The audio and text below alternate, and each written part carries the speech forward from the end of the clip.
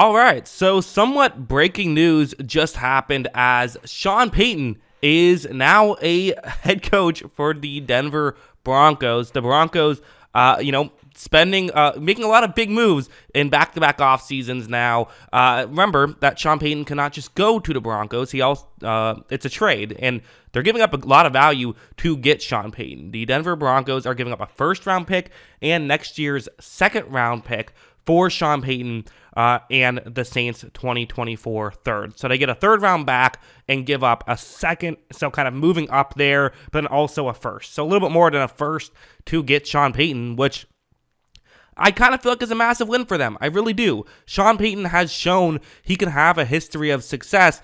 Obviously the Drew Brees years were very impressive. Russell Wilson, you could argue there are some similarities to Drew Brees. Now, again, also some key differences, but obviously the size thing being the biggest similarity. And I think that there are some other play style similarities. I think people view Wilson as this guy who, over his career, has only been able to scramble out and throw the ball down the field. He can do other things. Obviously, I think Drew Brees has had a better career than Russell Wilson has, but still. Even if the Wilson thing doesn't work out, this feels like it's a great move for the Broncos to get a potential elite head coach, as yes, a first and second round pick is significant. At the same time, it's not as significant. It's worth it for a head coach. Basically, every analytics thing I've said says that the win total is definitely worth that kind of value, which is why they were able to get it. The Saints were, and it's interesting because I don't know. I think about this like another comparison that comes to my mind would be like when Rob Gronkowski came back from retirement, or like when Marshawn Lynch came back from retirement, and they both said, there's only one team we want to go to. Gronkowski said, I'm going to the Buccaneers. They only got a fourth-round pick for that, which is obviously Gronkowski's worth more than a fourth-round pick. But from the Patriots' perspective, they had no leverage. Their choices were either let Gronkowski retire or get a free fourth-round pick. Whatever they got was just, added. It's better than not making the trade. So it's a little surprising that for Denver, they have to give up so much. It's not to say that it's not worth it, but it just kind of goes to show, I think, really good stuff from the Saints to be able to get that much, which is, again, very, very fascinating that they're able to do that. And we now have another year where the Broncos will, the Broncos had a first round pick this year. Now they do not. So that's where the compensation is coming from.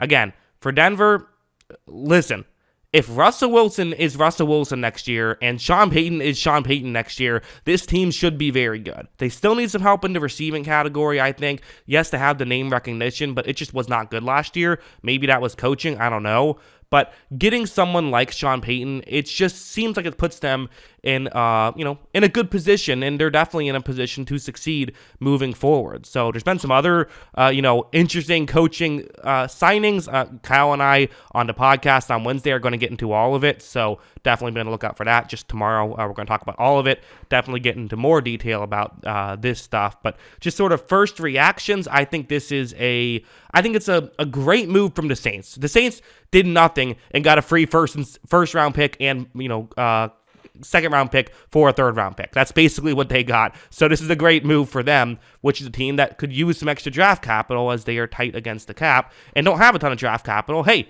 they have a first round pick again. That's nice for the Saints. Maybe they could use it to get a quarterback. So definitely. Now again, worth mentioning which pick this is in the first round, because this pick has now moved a lot. This is the 29th overall pick in this draft. I actually believe it's the 28th overall pick in this draft because the Miami Dolphins lost their own pick.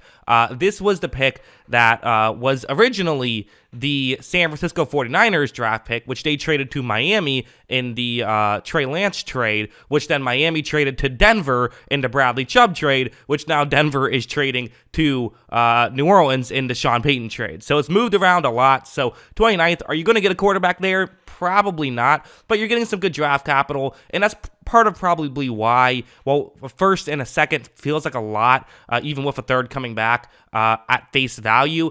It's not all first-round picks are equal. It is a later first-round pick, so especially when you hear that, feels like, I don't know, this feels like a good trade for me. I'm officially on the boring take. Great trade for both sides. I think both teams feel happy about what happened. That's what I think. What do you guys think? Let me know in the comments below. Always love hearing from y'all. And of course, as always, thanks for watching.